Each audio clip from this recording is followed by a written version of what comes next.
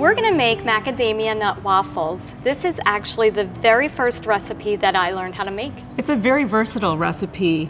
We're going to make it for a 4-to-1 ratio, but you can adjust the ingredients very easily to make it 2-to-1. One of the most important skills from this recipe is learning how to replace flour and other high carbohydrate baking mixes with macadamia nut butter. How did you make the macadamia nut butter? I just ground whole macadamia nuts in a food processor at home. And it turns into butter very quickly because of the high fat content. Okay. This recipe has 400 calories and is a 4-to-1 ketogenic ratio. The first thing we need is 45 grams of a raw egg. One large egg weighs about 50 grams, and you can see this one actually weighs 52 grams.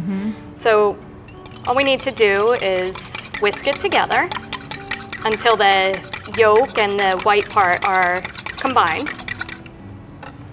And we can use a syringe to remove what we don't need. So we need 45 grams. That's a very time-saving step because eggs are stringy and they actually are one of the harder things to weigh. Okay, we have exactly 45 grams. The next thing we need is 31 grams of macadamia nut butter. So I'm going to tear the scale and add this right to the eggs. And how many grams am I going to add? 31 grams. Perfect.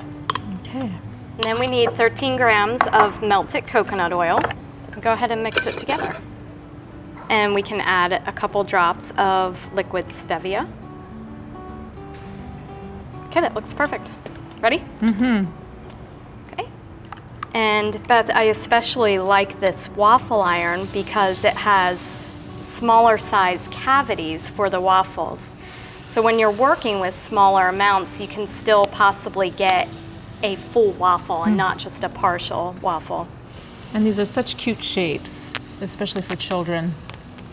Another advantage of using a waffle iron with deep cavities like this is that if you're going to add fat to the waffle, the butter will stay in the wells.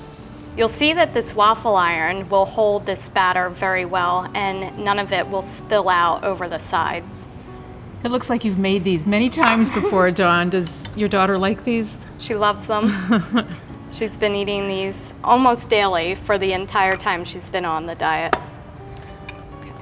So we'll let this cook now. Waffle irons have alarms or indication lights letting you know that your waffles are completely cooked through, but you really want to ignore that and just watch the steam. Once the steam stops, you'll know that your waffles are completely cooked through.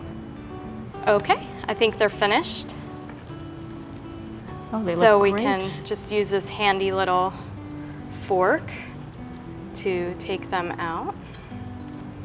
They're nice and golden brown. Go ahead, let's turn that one. Perfect. Beautiful.